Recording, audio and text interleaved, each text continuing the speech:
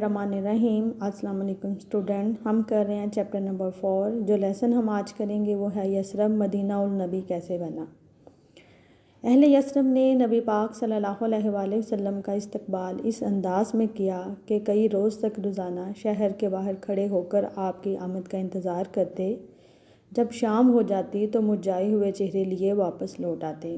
جب یثرب کے لوگوں کو اس چیز کے بارے میں خبر ملی کہ نبی پاک صلی اللہ علیہ وآلہ وسلم جو ہیں وہ یثرب کو مدینہ النبی نبی کا شہر بنانے کے لیے تشریف لا رہے ہیں، تو وہ آپ کا استقبال کرنے کے لیے روزانہ شہر سے باہر نکل کر کھڑے ہو جاتے اور شام تک آپ کا انتظار کرتے۔ جب آپ کو نہ آتے تو وہ مرجھائے ہوئے چہرے لیے واپس لوٹ آتے۔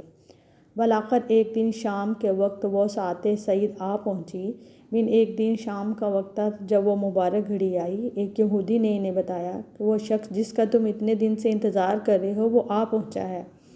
انہوں نے آپ صلی اللہ علیہ وآلہ وسلم کا نہایت گرمجوشی سے استقبال کیا۔ آپ صلی اللہ علیہ وآلہ وسلم نے مدینہ سے باہر قباء میں پہلی منزل کی۔ آپ کا جو پہلا قیام تھا وہ مدینہ کے باہر ایک بستی تھی قباء، وہاں پہ کیا۔ یہیں سے انصاری مسلمانوں نے شرف بایابی پایا۔ انصاری مسلمان وہیں پہ جا کے آپ سے ملے۔ نبی پاک صلی اللہ علیہ وآلہ وسلم نے یہاں ایک چھوٹی سی مسجد تعمیر فرمائی جسے مسجد قباء کے نام سے یاد کیا جاتا ہے۔ یہ گویا بعد زندگی کا نقطۂ آغاز تھا۔ یہاں سے نماز باجماعت جو ہے وہ پڑھنا شروع ہوئی۔ اسلام کا پہلا جمعہ یہیں پہ پڑھا گیا۔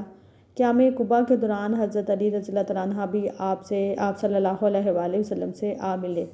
حضرت علی کو نبی پاک صلی اللہ علیہ وآلہ وسلم مکہ میں اپنے گھر میں اپنے بستر پر لٹا کے آئے تھے تاکہ ان لوگوں کی مانتے جن لوگوں نے نبی پاک صلی اللہ علیہ وآلہ وسلم کے پاس رکھوائی تھی، آپ انہیں واپس کر کے مدینہ ہمارے پیچھے آ جائیں۔ تو حضرت علی بھی وہ مانتے ان لوگوں کو واپس جو ہے وہ کر کے آپ کے پاس آ گئے۔ آپ صلی اللہ علیہ وآلہ وسلم نے مدینہ کے باہر قباء کی جو بستی ہے وہاں پہ 14 روز آپ نے قیام فرمایا۔ اس کے بعد آپ یثرب میں داخل ہو گئے۔ اب یثرب مدینہ النبی بن چکا تھا، نبی کا شہر بن چکا تھا، جسے ہمیشہ کے لیے حرم کی حیثیت حاصل ہو گئی تھی۔ وہ حرم کی طرح سے پاکیزہ شہر بن چکا تھا۔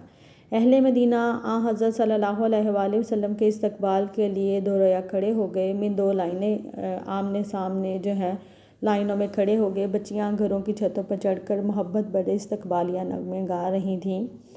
ہم پر 14ویں کا چاند طلوع ہوا کوہ وداع کی پہاڑوں سے، شکر واجب ہے ہم پر اللہ کا، جب تک دعا مانگنے والے دعا مانگیں قیامت تک۔ اے وہ جو ہم میں مبعوث کیا گیا، تیرے حکم کی اطاعت ہم پر فرض ہے۔ کے بچیاں جو ہے نبی پاک صلی اللہ علیہ وآلہ وسلم کی آمد پر اس قدر خوش تھیں کہ خوشی سے جو ہے وہ نغمے گا رہی تھیں۔ ہر خاندان اور ہر شخص کی یہ خواہش تھی کہ نبی پاک صلی اللہ علیہ وآلہ وسلم اس کے ہاں ٹھہرے۔ مدینہ کا ہر بندہ، یثرب کا ہر بندہ چاہتا تھا، ہر شخص کی یہ خواہش تھی کہ نبی پاک صلی اللہ علیہ وآلہ وسلم اس کو میزبانی کا جو ہے وہ شرف بخشیں۔ لیکن آپ صلی اللہ علیہ وآلہ وسلم نے فرمایا، میری اونٹنی خدا کی طرف سے معمور ہے کہ میری اونٹنی کو خدا کی طرف سے ہی پابند کر دیا گیا ہے، جہاں یہ بیٹھ جائے گی میرا قیام اسی گھر میں ہوگا۔ اس لیے یہ سعادت حضرت ابو ایوب انصاری کے حصے میں آئی۔ یہ نبی پاک صلی اللہ علیہ وآلہ وسلم کے ننیالی رشتہ داروں میں سے تھے جو مدینہ کے غریب ترین شخص تھے۔ آپ صلی اللہ علیہ وآلہ وسلم نے انہی کے گھر قیام فرمایا۔ نیکسٹ ہے مسجد نبوی صلی اللہ علیہ وآلہ وسلم کی تعمیر۔ مدینہ میں آمد کے بعد نبی پاک صلی اللہ علیہ وآلہ وسلم نے اسلامی معاشرے کی تعمیر شروع کر دی۔ اسلامی معاشرے میں جن چیزوں کی جن خصوصیات کا ہونا ضروری تھا، نبی پاک صلی اللہ علیہ وآلہ وسلم نے مدینہ میں ان تمام چیزوں پر عمل درآمد جو ہے وہ شروع کر دیا۔ قباء کے قیام کے دوران ایک مسجد وہاں تعمیر کی گئی۔ مدینہ میں ایک مسجد کی تعمیر کی ضرورت تھی، اس لیے ایک جگہ منتخب کی گئی۔ وہ جگہ جو منتخب کی گئی وہ حضرت ابو ایوب انصاری کے گھر کے بالکل سامنے تھی۔ وہ خالی جو ہے وہ ایک پلاٹ تھا جو 2 یتیم بچوں کی جو ہے وہ ملکیت تھا۔ آپ نے بااصرار اس کی رقم ادا کی۔ وہ یتیم بچوں کے جو ولی تھے وہ کہتے تھے کہ مسجد کے لیے اگر آپ زمین چاہتے ہیں تو آپ بغیر قیمت کے ہم سے تحفۃً یہ زمین لے لیں۔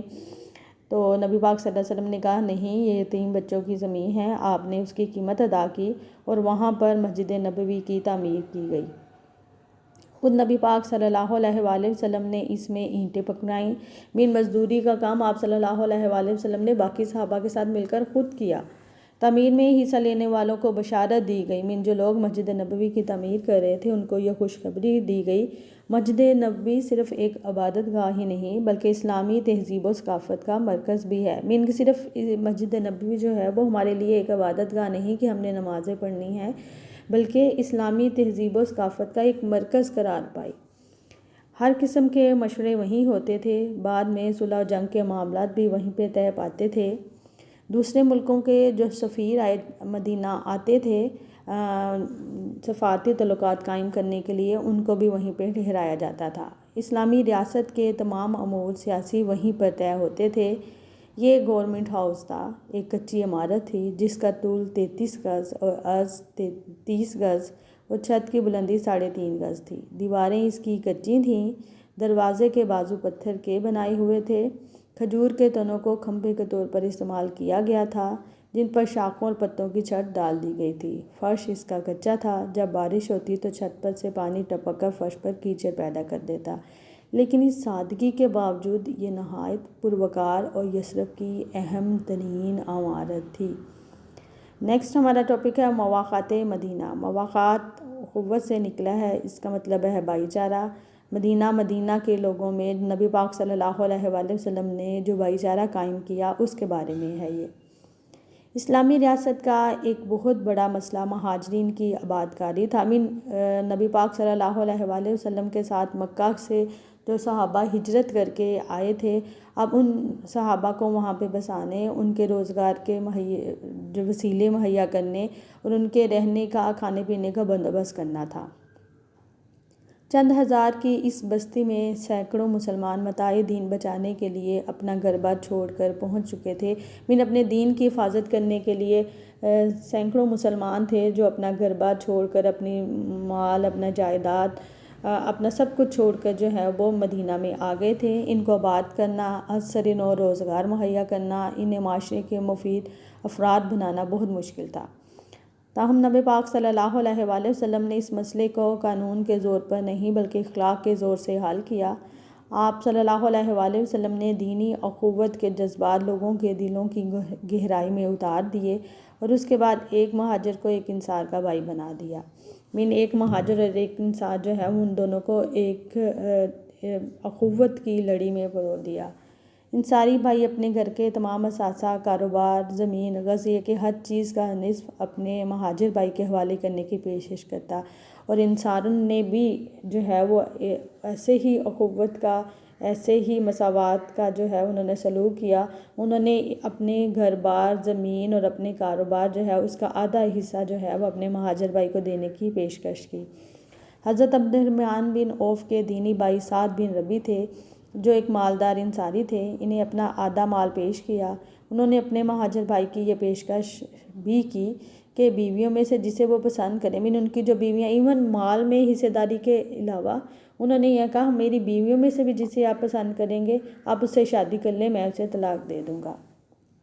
اس مواقعات کا دوسرا پہلو یہ ہے کہ مہاجرین نے نہایت خودداری کا ثبوت دیا۔ مہاجرین نے یہ نہیں کہ اب انصار ہم دے رہے ہیں تو ہم دونوں ہاتھوں سے ان سے بٹورے جائیں، بلکہ انہوں نے بھی خودداری کا ثبوت دیا اور صرف جتنی ضرورت تھی اتنی ہی امداد قبول کی۔ انصار مدینہ نے نبی پاک صلی اللہ علیہ وآلہ وسلم سے درخواست کی کہ ان کی زمینوں میں سے آدھا حصہ مہاجرین کو دے دیا جائے، لیکن مہاجرین زراعت پیشہ نہیں تھے، کیونکہ آپ جانتے ہیں کہ مکہ بے آب و آبادی تھی، وہاں کے لوگ جو ہیں وہ زراعت کے بارے میں نہیں جانتے تھے بلکہ وہ تاجر تھے۔ انہوں نے اپنا ہی شغل اختیار کیا، اپنا کاروبار جو پہلے کر کے آ رہے تھے، تجارت پہلے کر رہے تھے، انہوں نے اسی چیز کو اختیار کیا۔ عبد الرحمن بن عوف کو ان کے بھائی سعد بن ربیع نے اپنی جائیداد کا نصف حصہ پیش کیا تو انہوں نے شکریہ کے ساتھ معذرت کر دی اور صرف اتنی درخواست کی کہ مجھے بازار کا راستہ دکھا دیں۔ چنانچہ بنو کناکا کے بارونق بازار میں جا کر کچھ گھی اور پنیر خرید اور شام تک اسے بیچا۔ کچھ گھی اور پنیر کو خریدا اور شام تک اسے بیچا۔ چند ہی روز میں وہ اتنے امیر ہو گئے کہ انہوں نے شادی کر لی۔ حضرت ابو بکر صدیق رضی اللہ تعالیٰ عنہ نے کپڑے کا کاروبار کا کارخانہ بنا لیا۔ حضرت عثمان بن عفان نے بنو کناقہ کے بازار میں کھجوروں کی تجارت شروع کر دی۔ حضرت عمر نے بھی مبارکہ شغل اختیار کیا۔ الغرض بہت جلد مہاجرین معاشی طور پر اتنے خوشحال ہو گئے کہ انہوں نے مدینہ میں اپنے مکانات بنا لیے، اور ان سارے مدینہ کے نقلستانوں سے جو حصہ انہیں ملتا تھا اب انہوں نے ان کی ضرورت نہیں تھی کہ مدینہ میں جن لوگوں کے باغات تھے ان میں سے جو ان کی امداد کے لیے ان کو تھوڑا حصہ دیتے تھے، تو ان کے اپنے کاروبار انہوں نے اس حد تک جو ہے وہ چلا لیا تو انہیں ضرورت نہیں تھی اس کی۔ اس لیے اللہ تعالیٰ کی طرف سے حکم نازل ہوا، قرابت دار ایک دوسرے کی وراثت کے زیادہ حقدار ہیں۔ یہ سورہ انفال کی آیت ہے۔ مواقعات قائم کرتے ہوئے نبی پاک صلی اللہ علیہ وآلہ وسلم نے یہ بات پیش نظر رکھی کہ مہاجرین اور انصار صحابہ جن کو آپ بھائی بھائی بنا رہے ہیں ان کی نیچر بھی ایک جیسے ہو، اور ان کا مرتبہ من معاشرتی اور معاشی لحاظ سے بھی وہ ایک جیسے ہوں، کیونکہ ایک جیسی نیچر کے لوگ، ایک جیسے سٹیٹس کے لوگوں کو آپس میں ریلیشن قائم کرتے ہوئے مشکلات کا سامنا نہیں ہوگا۔ ان کی سوچ، ان کے خیالات، ان کے انداز آپس میں ملیں گے، ایک دوسرے سے دین سیکھ سکیں گے۔ مثلاً حضرت ابو حذیفہ عتبہ بن ربیع رئیس مکہ کے صاحبزادے تھے، اس لیے ان کا بھائی ہے عباد بن بشر کو بنایا جو قبیلہ اشہل کے سردار تھے۔ حضرت ابو عبیدہ بن جراح کا بھائی سعد بن معاذ کو بنایا۔ اول ذکر نے جنگ بدر میں اپنے بھائی باپ کو قتل کیا، اور مؤخر ذکر نے اپنے پرانے حلیف قبیلہ بنو قریظہ کو اللہ کے دین کے مفاد میں قربان کیا۔ حضرت سعید بن زید حضرت عمر فاروق کے بہنوئی تھے، علمی ذوق رکھتے تھے۔ ان کے دینی بھائی ابی بن کعب بھی فقہ اور قرات کے امام تھے۔ عبد الرحمن بن عوف رئیس مکہ تھے، ان کے بھائی سعد بن ربیع رئیس مدینہ تھے۔ خود نبی پاک صلی اللہ علیہ وآلہ وسلم نے کسی انصاری کے ساتھ رشتہ قوت قائم نہیں کیا، کیونکہ ہر انصاری کی یہ خواہش تھی کہ آپ اس کے بھائی بنیں، تو اس لیے ان کے دلی جذبات کو مجروح نہ کرتے ہوئے کسی ایک کے ساتھ الگ دوسرے کے اندر منفی جذبات پیدا کر سکتا تھا۔ آپ نے حضرت علی بن ابی طالب کو اپنا بھائی بنایا جو پہلے ہی آپ کے گھر کے ایک فرد تھے۔ القصہ نبی پاک صلی اللہ علیہ وآلہ وسلم نے مہاجرین کے مسئلے کو اس عمدگی سے حل کیا کہ تاریخ عالم میں اس کی مثال نہیں ملتی ہے۔ نیکسٹ ہے میثاق مدینہ۔ میثاق کہتے ہیں معاہدہ، ایگریمنٹ، کانٹریکٹ، اور مدینہ میں جو معاہدہ، جو کانٹریکٹ، جو ایگریمنٹ ہوا مدینہ کے قبائل اور مدینہ کے ارد گرد کے قبائل کے درمیان، وہ میثاق مدینہ کہلاتا ہے۔ مدینہ تشریف آوری کے بعد محمد صلی اللہ علیہ وآلہ وسلم نے مواقعات مدینہ کے ذریعے بھائی چارے کی فضا پیدا کر دی۔ مسجد نبوی کی تعمیر سے ایک معاشرتی اور سیاسی مرکز بھی مل گیا، اور سیاسی تنظیم کے لیے مدینہ میں بعد تمام فریقوں کو اکٹھا کر کے ایک معاہدہ کیا گیا جسے میثاق مدینہ کا نام دیا جاتا ہے۔ اس معاہدے کے مختلف پہلو یا شرائط اس کی کیا ہیں؟ فرسٹ ون ہے، معاہدے میں جو شامل فریق ہیں وہ ایک سیاسی وحدت ہوں گے۔ اس معاہدے میں مہاجرین، انصار مدینہ یعنی مدینہ کے مسلمان، مدینہ میں آباد اور دیگر لوگ جنہوں نے ابھی تک اسلام قبول نہیں کیا، اور یہود کے تینوں قبیلے اس میں شامل ہوں گے، ان سب کو ایک سیاسی وحدت قرار دیا۔ نیکسٹ اس کی شرط تھی تمام فریقوں کے مساوی حقوق ہوں گے، جتنے فریق اس میں شامل ہیں، جو پارٹیز اس میں معاہدے میں شامل ہیں، وہ سب کے حقوق ایک جیسے ہوں گے، ایکول ہوں گے، مساوات ہوگی۔ معاہدے میں شامل تمام فریق، یہاں تک کہ یہودیوں کو بھی مساوی حقوق دیے جائیں گے۔ معاہدے میں شامل فریقوں کے جن دوسرے قبائل کے ساتھ برادرانہ تعلقات ہیں، ان کو بھی اسی طرح کے حقوق حاصل ہوں گے۔ مینز ایک معاہدے میں شامل فریق ہیں، ان کو ایک جیسے حقوق دیے جائیں گے، اور جو فریق نہیں ہیں لیکن اس معاہدے میں شامل فریق کے ساتھ کسی اور معاہدے میں شامل ہیں، جو ان سے ریلیشنز ہیں، ان کو بھی سیم ہی حقوق دیے جائیں گے۔ مدینہ کا تقدس۔ مدینہ کو حرم کا درجہ دیا گیا، یعنی یہ امن کا گھر قرار پایا، اس میں فساد اور خون ریزی ممنوع قرار پائی۔ امن و امان کا قیام۔ ہر قبیلہ اپنے اپنے علاقے میں امن و امان برقرار رکھنے کا ذمہ دار ہوگا۔ جس قبیلے کی جو حدود ہے، جہاں پہ وہ قیام پذیر ہے، وہ وہاں پہ امن قائم کرنے کا ذمہ دار ہوگا۔ پناہ کا قانون۔ اگر کوئی شخص مدینے کے کسی آدمی کی پناہ میں آ جائے تو اسے وہی حقوق حاصل ہوں گے جو پناہ دینے والے کے ہیں، البتہ کسی ایسے شخص کو پناہ نہیں دی جائے گی جو فتنہ پیدا کرنے والا یا ظالم ہوگا۔ ایک فرد جو ہے وہ کسی معاہدے میں شامل فریق کے جو ہے وہ اس قبیلے کی پناہ میں آ گیا ہے تو اس کو وہی حقوق دیے جائیں گے جو اس قبیلے کو حاصل ہیں۔ لیکن ایک کوئی ایسا ظالم فساد پیدا کرنے والا تشدد کرنے والا اس طرح کے افراد کو جو ہے وہ پناہ نہیں دی جائے گی۔ قصاص، کسی شہری کے قتل پر قصاص لیا جائے گا۔ قصاص ہوتا ہے عدلے کا بدلہ، جو قتل کرے گا اس کو قتل کیا جائے گا، جو ہاتھ کاٹے گا اس کا ہاتھ کٹے گا، جو آنکھ نکالے گا اس کی آنکھ نکالی جائے گی، سیم بدلہ لینا۔ تاہم اگر مقتول کے وارث خون بہا لینے پر آمادہ ہوں تو قاتل قتل ہونے سے بچ جائے گا۔ خون بہا ہوتا ہے کہ اس کی دیت لے لینا، اس کے قتل کا سیم بدلہ نہ لینا، بلکہ اس کو معاف کرتے ہوئے کچھ معافی تلافی میں کچھ رقم وصول کر لینا، وہ دیت کہلاتی ہے جو خون بہا کہلاتا ہے۔ لیکن اسے یا اس کے وارثوں کو خون بہا ادا کرنا ہوگا۔ کسی بے سہارا کسی کو فدیہ اور دیت سے محروم نہیں رکھا جا سکتا۔ خون بہا کی ادائیگی اور قیدیوں کی رہائی۔ مدینہ سے آنے والے قریش، مسلمان اور انسان مدینہ کے قبائل خون بہا اور قیدیوں کو رہا کرنے کے لیے فدیہ کی ادائیگی کے لیے اپنے اپنے دستور پر عمل کریں گے۔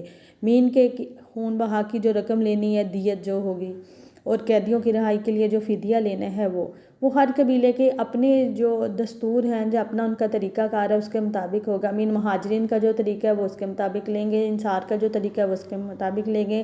معاہدے میں شامل فریق جتنے بھی ہیں، جتنے بھی قبائل ہیں، ان کے قبیلے میں جو بھی دستور ہے وہ اس کے مطابق جو ہے وہ خون بہا اور فدیہ لیں گے۔ ظلم کے خلاف مشترکہ جدوجہد۔ جو شخص ظلم و زیادتی کرے گا یا ظلم و گناہ اور فساد کی راہ پر چلے گا، تمام اہل تقویٰ اور اہل ایمان اس کے خلاف متحد ہو کر کھڑے ہو جائیں گے۔ فریق جو بھی ہوگا آپس میں متحد رہیں گے اگر ان کے خلاف کوئی جو ہے وہ ظلم کرے گا یا زیادتی کرے گا، خواہ ظالم ان میں سے کسی کا بیٹا ہی کیوں نہ ہو۔ انفرادی ذمہ داری کا اصول۔ کسی شخص کے برے فعل کی ذمہ داری اسی پر ہوگی، اس کا حلیف یا کوئی رشتہ دار اس کے برے فعل کا ذمہ دار نہیں ہوگا۔ اگر کسی شخص نے کسی کے ساتھ جو زیادتی کی ہے تو وہ خود اس کے لیے آنسریبل ہوگا، اس کے لیے اس کا حلیف یا اس کا کوئی رشتہ دار اس کا ذمہ دار نہیں ہوگا۔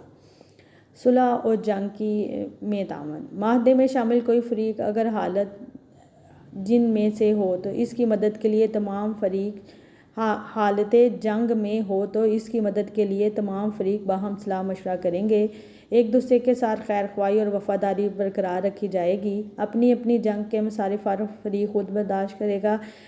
جنگ میں جو خرچہ آئے گا وہ ہر فریق خود ہی برداشت کرے گا۔ یہود کی طرف سے صلح کی دعوت قبول کی جائے گی، البتہ اس کا اطلاق اس جنگ پر نہیں ہوگا جو دین کی خاطر ہوگی۔ عام جنگ ہوگی، چھوٹے چھوٹے مسائل پہ جو جنگ ہوتی ہے اس میں تمام فریقین جو حق پہ ہوگا اس کا ساتھ دیا جائے گا۔ باہمی صلاح مشورے سے تمام امور طے پائیں گے۔ جنگ کا خرچہ وہ فریق جو جنگ میں ملوث ہے وہ خود ہی جو ہے وہ خرچہ برداشت کرے گا۔ اگر کسی سے صلح کرنی ہے تو وہ کی جا سکتی ہے، یہودیوں سے بھی صلح کی جا سکتی ہے، لیکن ایسی جنگ جو دین کے لیے لڑی جائے گی اس میں یہ چیزیں جو ہیں وہ ان کا اطلاق نہیں ہوگا۔ مشترکہ دفاع۔ مدینہ پر حملے کی صورت میں یہودی اور مسلمان مل کر جو ہے وہ دفاع کریں گے۔ قریشی یا اس کے کسی معاون کو پناہ نہیں دی جائے گی۔ مکہ سے جو قریش آئیں گے یا ان کا کوئی مددگار ہوگا اس کو کوئی فریق بھی جو اس معاہدے میں شامل ہے وہ پناہ نہیں دے گا، اپنی پناہ میں نہیں لے گا۔